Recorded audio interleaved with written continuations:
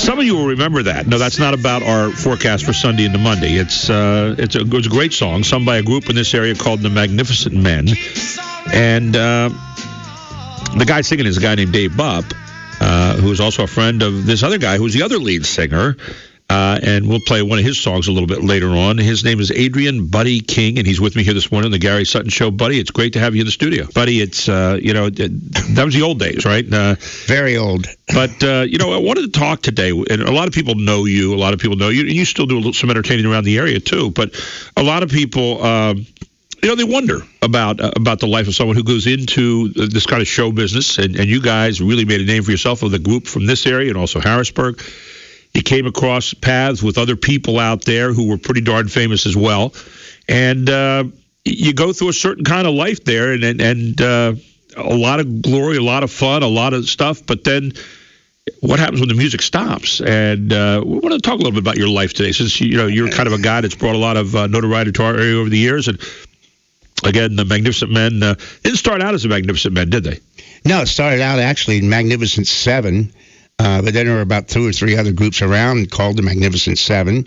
So one day our manager was walking downtown New York City in 7th Avenue, Broadway area, and saw the Magnificent Men in their flying machines on the marquee of a theater. And that's where we got Magnificent Men. Personally, and I'll tell you, I just found this out not too long ago, not too many of the guys in the group were really crazy about the name. It was rather, we thought, pretentious, Magnificent Men, Lot to live up to there, right? Anyway, it became Mag Men, which is a little bit more comfortable, so everybody, a lot of people call us just the Mag Men. Yeah, you guys started in the 60s, right? And really kind of blossomed in the 60s, and then even into the 70s a little bit, right? A little bit. The group actually went to 1970, 66 through 70 were our prime years. And then it broke down actually to a 5-man group. It completely strayed from where we had been. We rhythm and blues. We went more into English rock and stuff. Our taste started to change, and we started to do other things.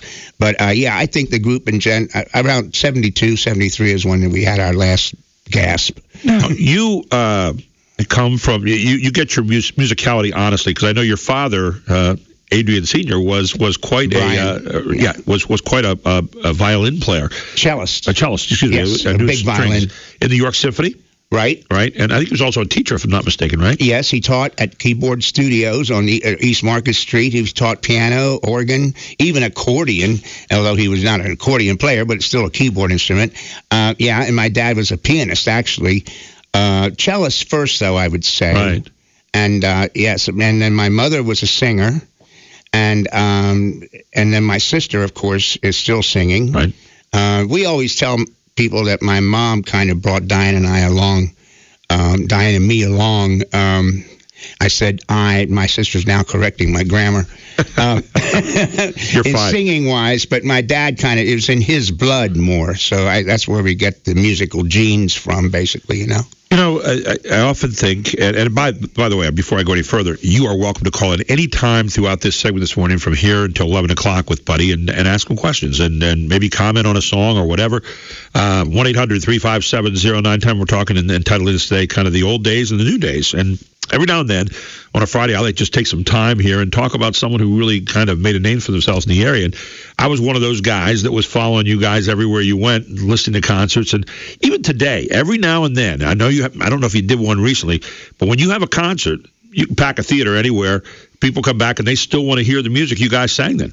Well, we haven't done any reunions, so to speak, reunion concerts in quite a few years. Yeah. We still are doing every year, twice a year, the class of 60-something, which is sort of like a dance party at the York Fairgrounds or York Expo Center, I should say. And that's still drawing like 600-700 people in April and October every year. So we're doing that with other Bob Angelucci, who was the original leader of the Magnificent Men. He has a group called Class Act featuring was the drummer. He was a drummer. Right. And so they provide the instrumental backing for the show. They also do a lot of their material. And then the Delcords, some of the old members of the Delcords come in, and the Magnificent Men, and then a few guys from a group that used to be out of Lancaster called Custer's Last Band. Right. And very good singers, very talented guys. So, yeah, I mean, it still happens. I mean, people are just still clinging to those old days and those oldies and stuff. You know, they just enjoy them the same as they did at White Oaks. You know, White Oaks. Boy, there's something I haven't. Now, for people that don't know where White Oaks is, we're going to give a little education to some people that are growing up and don't know where it is. When you get off at George Street, right, and right there where it meets 83, and you swing up around, up there on the hill to your left is, I guess there's a storage place up there now. Yeah. That was the happening place at one time. Was known as White Oaks, right? That was it. And Chris Huber ran that place. Yes, he did. Chris Huber's a well-known name around here. Well, especially here in my place, where we used to run our place, too. Exactly. But, yeah. And, he ran the dances there, I believe, Friday, Saturday nights. It's a funny thing. We had a White Oaks reunion at Sovereign Bank Stadium back a few years ago. And just invited everybody out just to celebrate the old days. Chris was there. And, people just flocked to that place, but most of the people who went there were not allowed to go there. Exactly. I mean, they were out of bounds when they were. I wasn't allowed to go. I was too young at that point. And if I'd have gone there, I wouldn't have gone anywhere else for a long time. Right. But, yeah. When you talk about how you got into the music you got into, like any other kid, just kind of listening to records or listening to people, but you guys kind of really got into what was known as the soul time.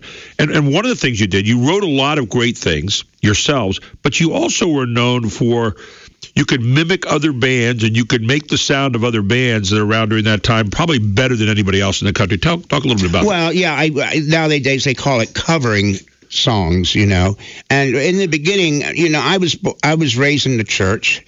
In gospel music. My dad was basic classical musician, so I had classical and gospel combination. And up until my early teens, I was singing in churches, nowhere else, actually. But when I got up to York High and so on, I joined up with some guys. We used to go up the way, we used to call it, and we would doo-wop, on the street corner to the street light, that kind of thing. And the gospel and the classical together kind of led me into the rhythm and blues thing. And Curtis Mayfield became my idol. When I was like 16, 17 years old, Dave Bupp introduced me to the Impressions. Right. And my goodness, he was a perfect guy for me because he transitioned me into the rhythm and blues thing. And he had a lot of gospel and spiritual stuff in his lyric. So it all just fit together. And that's kind of how I got interested in rhythm and blues. Now, since then, I've gone a little bit away from that. I still love it, but there are certainly other forms of music now that in fact, when I write now, it's not so much rhythm and blues. It's has more of a pop thing, or now a gospel, sacred thing behind it. When you came up through, I had a chance to sit with you and Dave Bupp one night. I think we were sitting in a place and having a couple Cokes together, and the drink, by the way. We were talking about. You told me some stories about coming across these groups that weren't that well known yet at that time, or that they were becoming well known, like the Temptations, the Supremes, groups like that. You guys crossed paths with them on a couple of times at least, right? Right, exactly. Actually, they came to York County. The original Motortown Review. Which featured Marvin Gaye, Temptations. I don't know if the Supremes were together yet then or not, but anyway, yeah, they came through this area on their way up. And then later on, we worked at the Raven in Harrisburg, which we were kind of the house band there. And the Raven booked just about everybody Motown ever had, and Chicago music. And so we got to rub shoulders and actually back them up. Because we had our self-contained band of singers and musicians, we backed them up. When they came in, they throw the music in front of us and they do their show, and the Magnificent Men Band would accompany them. So, and then later on, when we started traveling out of the area, we, of course, came in contact with them, doing shows with them, sometimes warming up for the Temptations any number of times. What's the really... is there a moment you remember that really just kind of stands out in your career as part of the Magnificent Men? Well, I think probably most people talk about the Apollo Theater, mainly because we played the Apollo Theater twice. The shows there ran a week, 1 week at a time, And, of course, there were always like 6 or 7 acts on the bill. And the big Saturday night show, the midnight show, was the one that everybody, that was the big one of the week. And, of course, the James Brown thing happened there, where we ended up backing up James Brown. Tommy Hunt, who was the star of the show, he had a record called Human years ago. he got sick, and James had stopped by just to say hello to the people at the Apollo and to the groups that were performing. And somebody came up to him and said, "Hey, James, Tommy's sick. What do you think? You get out there and do a couple of tunes?" And James said, "Well, man," he said, "I don't have my music, And they said, "Well, we got a group here. I think probably knows." But we did. We knew like almost his entire Live at the Apollo album. So, yeah, it happened. The midnight show at the Apollo. I would say that stands out as far as what the Magnificent Men actually became, where we were so accepted in the black venues, at the time. And we were in the middle of the race, problems in the country. I mean, that was 1967, 68. I mean, the country was almost on fire, with all that. And we came through all of that and just had such a wonderful relationship with all of these people in these black venues, and colleges too. That was our main college campuses and theaters. Right. The Apollo, the Uptown, where we recorded the second album, the live album. In fact, I think you're not the first white group to appear at the Uptown.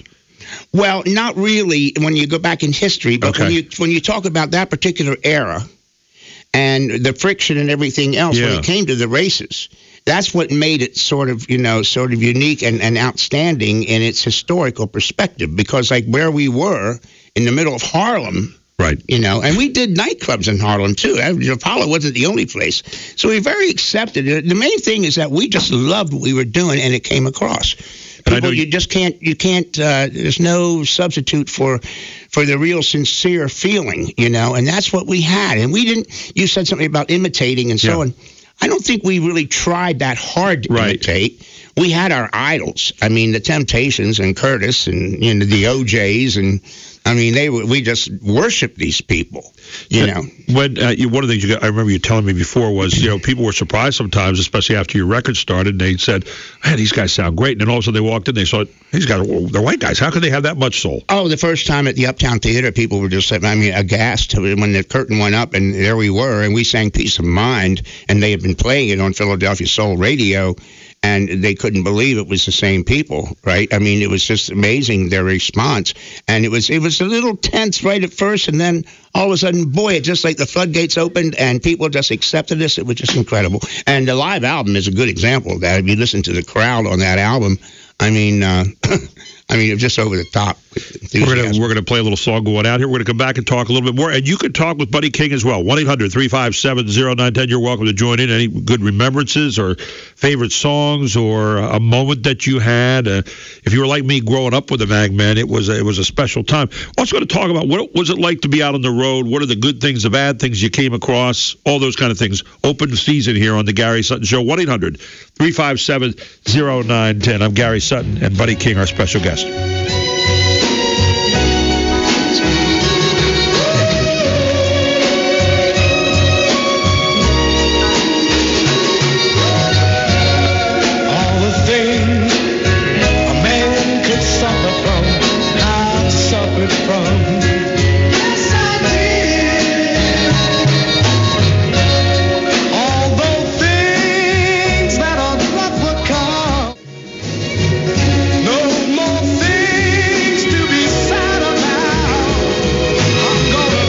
I'll tell you what, every time I hear those songs, man, it takes me back. Yep.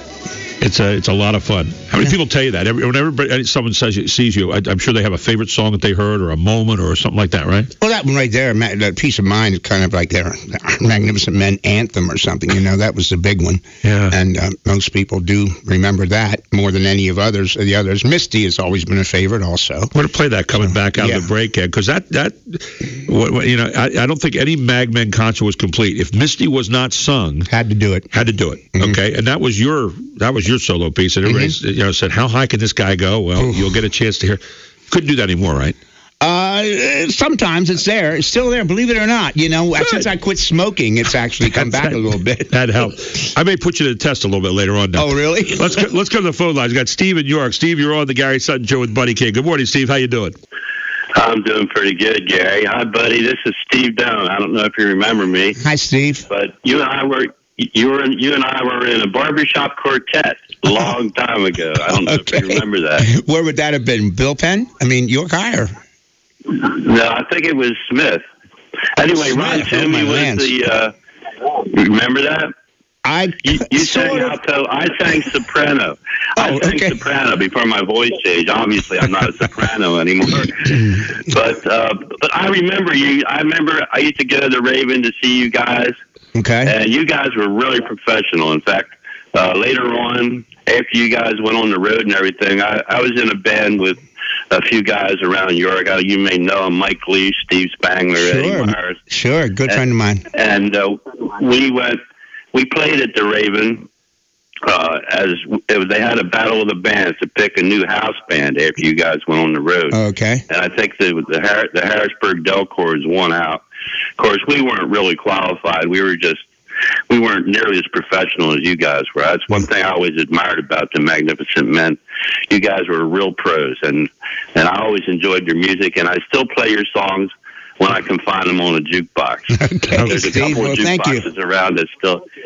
So anyway, it's nice hearing from you. I'm glad everything's going good for you. Thank you. And so it's really great hearing from you. So Thanks for calling. Listening to what you had to say about the past. Steve, thank you so much. Appreciate it, man. Take care. Let's get Dave in York as well. We got 3 lines open.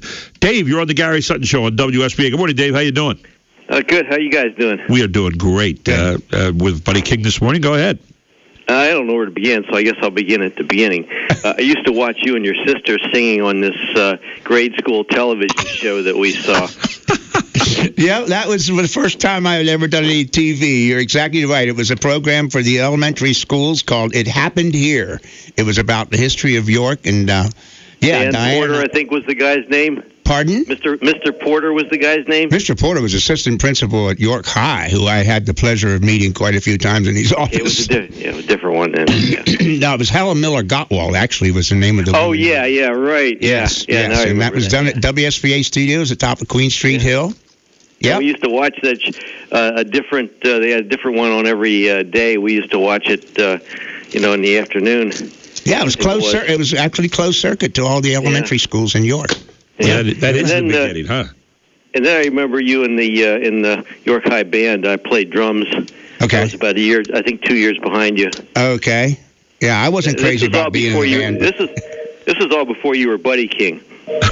I was still Adrian at the time, I guess. Yeah, you were. Yeah, okay. Well, I've been Buddy for a long time. And then I went off to college, and there were a lot of guys from Philly in the college, and they wouldn't believe that the Magnificent Men, were not from Philadelphia. Okay. I had to. I did prove it to them, but they were skeptical. Okay.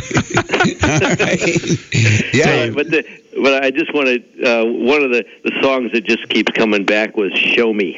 Okay. That was the lead song on the live album. That was how we opened a lot of shows with "Show Me." Yeah. I have that album. Okay. Wow. that was by Joe Tex. It was. Yeah, originally. Yeah. That's right. Great songs and good remembrances. Hey, Dave, thank you so much for joining us.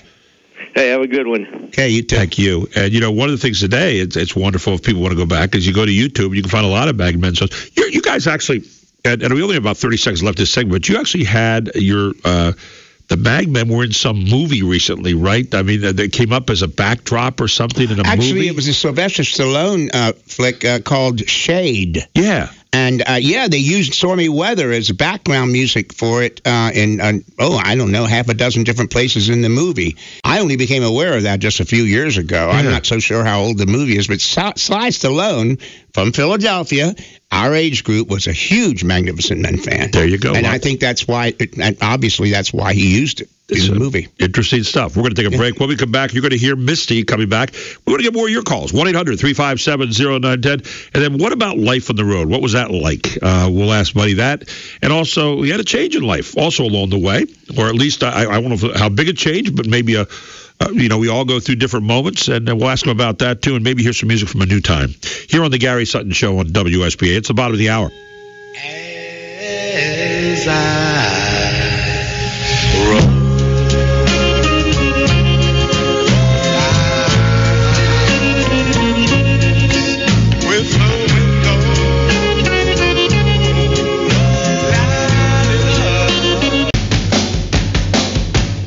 Welcome back to the Gary Sutton Show on WSBA. I am Gary Sutton, and my special guest this hour Adrian Buddy King. When did you become Buddy, by the way? You were Adrian for a long time there in school, and all of a sudden you became Buddy. Was that always kind of just a nickname? Buddy was always a nickname. I didn't like Adrian when I was a kid. I thought it was too sounded like I was a girl.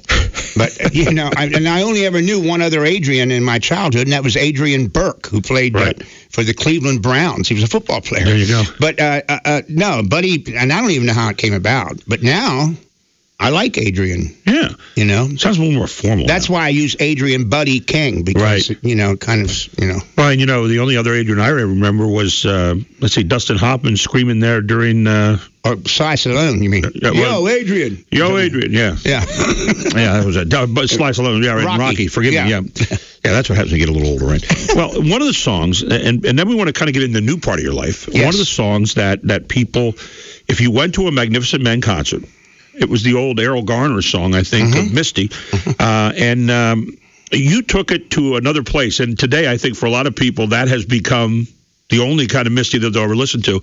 But it really highlighted you in this. And we wanted to play that song for people here. And if you've never heard it before, great first chance to hear it. And if you have heard it before, we'll bring back a few memories here. Here it was.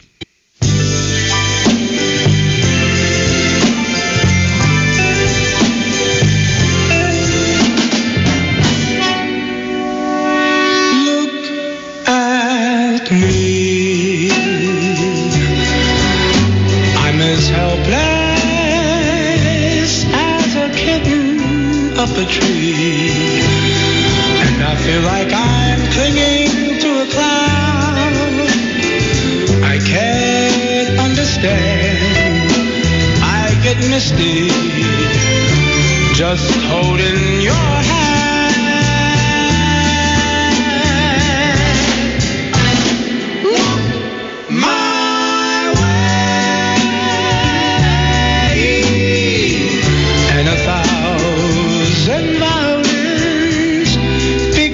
Play, or it might be the sound of your hello. That music I hear, I get misty whenever you're near. You can say that you're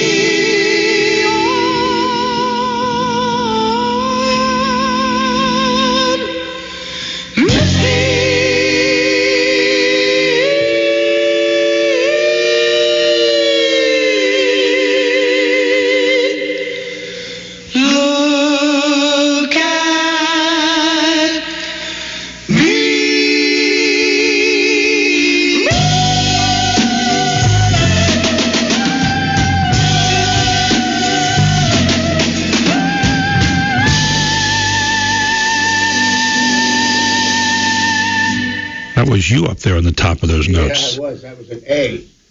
An A for you musicians out there above the high C. And how many times did you hear people erupt at the end of that thing? It was unbelievable. Yeah, that song brought the house down most of the time, and lots of times I really wasn't able to sing it as well as I wanted to, because, you just can't keep doing that over and over. My manager used to say, just get out there and fake it. Well, you don't fake that, Yeah. So anyway, but let me segue, if you don't mind. I don't mind at all. That song is about being a little bit confused. Yeah. Not finding your own way, not knowing your right foot from your left. Over the last 5 or 6 years, that has become a complete opposite in my life. I have found my way. I do know my right foot from my left. Had you lost your way? Oh, yes. As much as I was brought up in the church and knew the way, I had just done what I wanted to do. I was into Buddy King, and for years and years and years and years, that's all I cared about, just doing my thing and so on, which, of course, eventually I ended up being pretty lost. Yeah. And had a few things happen in my life involving what I think Rush Limbaugh calls it adult beverages. And, I ended up in trouble. I ended up going to a rehab over in New Jersey, Whiting, New Jersey. America's Keswick is the name of the actual Bible conference, but their main focus there is the Colony of Mercy, which is a men's addiction ministry. I went there and spent 4 months and just spending time with God and really renewing and my relationship with Jesus Christ. And it's made all the difference in the world in my life. I'm certainly not perfect. I'm certainly haven't attained or obtained all that God has in store for me, but I'm on the way. I press on toward the goal. And that's what this album's all about. Jesus is the joy of my heart. And the heart is the main thing that God affects. The motto over there or their slogan, so to speak, at the Colony of Mercy is where God speaks to hearts and transforms lives. And I really did have an experience over there, which has really changed my life. And I'm just so happy to be able to come here this morning, not only talk about the past, but which the past really involved like 60 years, right. But the present and the future involves what's left of my life, and I've committed it to glorifying my Creator. I am the creation. The God of the universe is my Creator, and I'm here to glorify Him. That's the purpose He has in mind for all of us, actually, for every one of us. You kind of start every day that way? Just kind of just getting up and saying, hey. Absolutely, absolutely. It's called surrender, and it's called relationship. Yeah. And I'm very happy, and I'm happy in a way I never knew I could be before. And I just want to share that with people, and that's what I'm here about with this album. Now, before we play a song in here called Steadfast. Yes. The moment you're talking about, if I can be so bold as to ask you, what was the moment? What happened to say, this is it, I got to turn it around? Well, I think, first of all, I had a wake-up call, with my trouble here.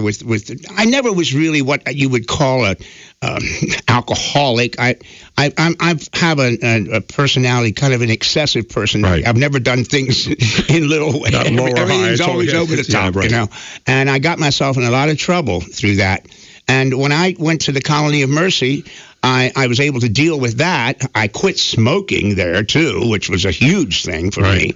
And I spent a lot of time in the Bible and in prayer. In fact, the picture on the front of the CD of a bench by a lake is actually where I spent days with my Bible and with the Lord in prayer and just finding my way back to Him. And it just made all the difference in the world.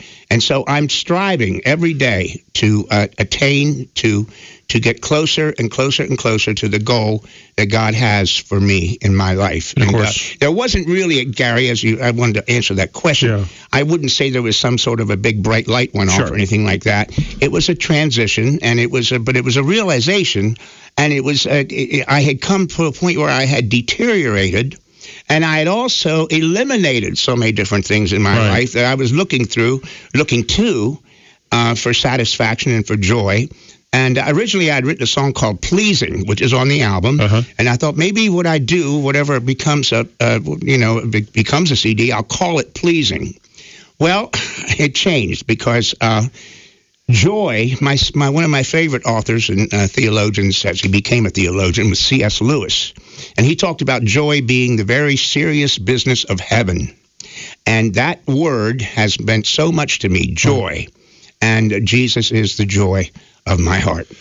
Well, and one of the things that you learn how to do is to be steadfast in your beliefs every day. Exactly. Steadfast. That's where that comes from. And the third song on this album, by the way, the album's called The Joy of My Heart. And I've actually played the album before. I don't have my copy with me today, but Buddy was nice enough to bring this in. But this next song was called Steadfast, and I think I guess you couldn't help it, but that joy and all the things that you've learned about your life now come out in the form of music. A lot of the songs on the album are like prayers. Yeah. They're asking God to help me to be things. Not that I am that, but that I want to be. I aspire to that. I'm motivated to be that. And this song, Steadfast, is concerning just exactly that. Ladies and gentlemen, Steadfast.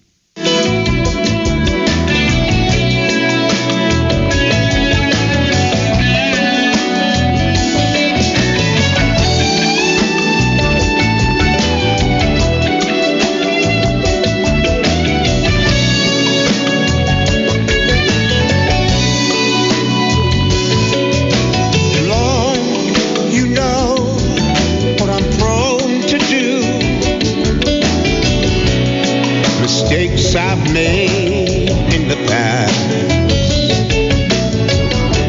From this moment on, I'm turning it over to you, to your command. I wanna be steadfast in my faithfulness, unwavering in my trust, true to all the promises I make to you. Not my will, but thine be done. I give to you my all. I want to be steadfast in my faithfulness to you.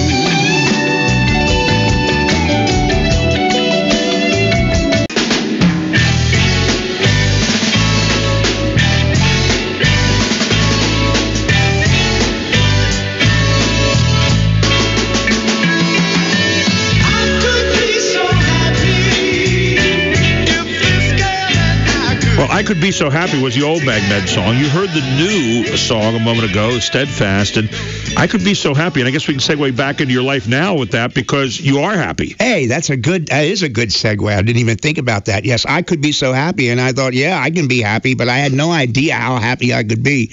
And it's just been a wonderful, wonderful last 6-7 years in my life. And I'm just so thankful to God for all he's doing and all he's done and all he's going to do. It's interesting. There are so many people listening to our show today, and people who believe in God, don't believe in God, believe in some other entity, and you say, okay, what would you say to people like that? We're all trying to find peace in our lives. We're all trying to find something, and you and I, my religion is the same as yours. I believe in God with all my heart, and I guess I don't often say this, but I just told you a moment ago, before I start my show every day, I always have kind of a rule. Before I talk to people out there, I have to talk to God. So every morning, my day starts with a prayer, and it ends with a prayer, and maybe a few in between every now and then too. But your thoughts about that? How do people want to get grounded? People want to, not wish they were happy someday, but they want to be happy now. Yes, well, I believe that the concerns of this world and our lives here, of course, they're important to us, and we really do. Right. Of course, we're surrounded by so many things. Our culture is going through so many changes. There are tragedies occurring around us. There's so many things in this world that just seem to be going wrong, But the idea with my God, and I believe my God is the only God. There's only one God, and there's one truth. Sure. And that truth has most to do with not this world, but the next world. And the more that we concentrate on preparing ourselves for the next world, the more we are able to handle anything that happens in this world. Everything that happens to us, God uses everything. He uses good times, he uses bad times. I personally think that failure is something he uses more than anything else, because of a conflict that we go through and so on gives him an opportunity to show us the abundancy of his grace in our lives. And that's what people need to look for. There's no comfort, there's no peace, there's no joy like that Jesus Christ can give to you that results from a personal relationship with him, not just some God in the sky. The God of the universe is someone you can have a very personal relationship with. It's interesting, and we all come to crossroads in our lives, and we all come to moments in our lives where maybe we even hit rock bottom, and we say, okay, where do I go? And it's unfortunate that at that point you have to find God, yes. If you are of our beliefs, and or you have to find something to pull you out of it. I mean, so many people today seem like, geez, things aren't going well, I give up. But yet there is something to grasp onto. Yes, I think it's important to realize that God of the universe and Jesus Christ, who came in the form of man to Bethlehem, who died on the cross and who was raised the third day, he's not just some kind of a therapy. He's not like there's so much how to do this, how to. I was reading from Charles Krauthammer's book, a thing about life by manual. Right. Nowadays, we have a manual for everything. You can go down here to BAM and pick and go and spend hours looking for how to do this, how to do that. Get to know Jesus Christ, and that will all take care of itself. Today, talk about what happiness means. Compared to happiness before. Happiness before was maybe something else. How does it compare now when you look back at that? I'm content. I don't look at, I'm not worried, as C.S. Lewis said, about what's around the corner anymore. I realize that everything that happens is in God's hands, and there's a contentment in that and a peace in that. Now, we still need to do what we can do to improve this world, especially for our children. We still have free will given to us, yes, right? We do, absolutely. But for our children's sake, we need to be concerned about what's going on. But the Christians' main thing here on earth now is to increase the population of heaven. Yeah, and final thoughts here that you give to people out there, from the things that you kind of going through. Well, I think that once if you'll turn to God and really seek His will in your life, you're going to find the miracle. I was thinking about the magnificent men, the miracles, the temptations, the supremes, how groups used to name themselves. All these wonderful things, and all those words have different meaning to me now. The magnificence of God, the miracles that He has performed in the lives of people, keeping us from temptation, and the fact that He is the supreme being in this universe. Pretty good stuff. Thank you so much for having me, Gary. Great having you, buddy. God bless you. Curtis Mayfield said, people get ready, right? Amen. There was that song, Steadfast, again. For people out there, if you're interested in picking up a CD to get what Buddy's feelings are now coming out in music, GetConquered.com/Buddy King. It's a website now. If you go in there, it's in the process of being kind of made up. Yes. So keep on plugging. GetConquer.com/Buddy King. You can find everything there within the next week or so, because it's in the process of being, set up right now. And some great thoughts inside as to how the album came about. And some of these songs are just amazing, like Steadfast you're hearing right now. Buddy, it's been great having you in. Thank you so much. Congratulations. Thank you very much. I think we're all looking for peace, and congratulations on finding it. And thank you for helping people today, too. Okay. I see you again soon, my friend. All right. Next hour on The Gary Sutton Show. I'll tell you what, I can just listen to this all day long. Dan Holler is going to join us from the Heritage Action for America as we talk about tax reform, rattling the Washington establishment. Hope you've enjoyed the hour with Buddy King here on The Gary Sutton Show. Back in just a few minutes. It's 11 o'clock.